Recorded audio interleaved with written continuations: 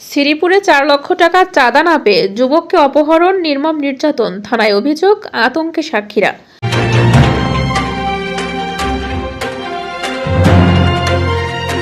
আসসালামু আলাইকুম দর্শক, আমন্ত্রণ জানাচ্ছি বিবিআর নিউজে।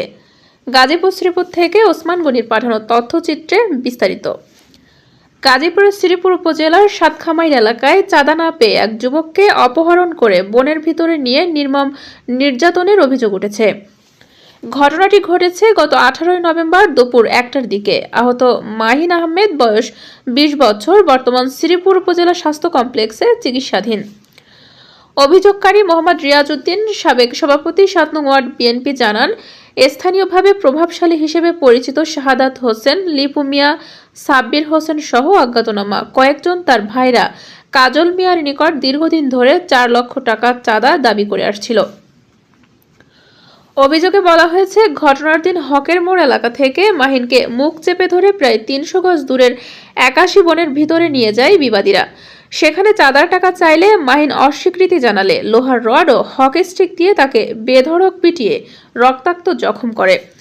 এ সময় মাহিনের পকেট থেকে নগদ 25,000 টাকা এবং 55,000 টাকার একটি স্মার্টফোন ছিনিয়ে নেওয়ার অভিযোগও করা হয়েছে।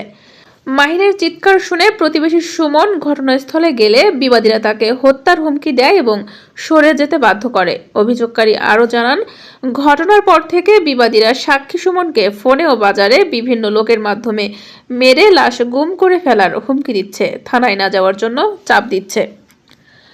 এ বিষয়ে শ্রীপুর মডেল থানা officer in charge OC Mohammad Abdul Barik PPM BBR নিউজকে জানান, অভিযোগ পেয়েছি, সাক্ষী সহ সকল পক্ষের নিরাপত্তা আমরা নজরে রেখেছি, তদন্ত করে আইনগত ব্যবস্থা নেওয়া হবে। পরিস্থিতি নিয়ে এলাকার চরম আতঙ্ক বিরাজ করছে। ওসমান গনির পাঠানো তথ্য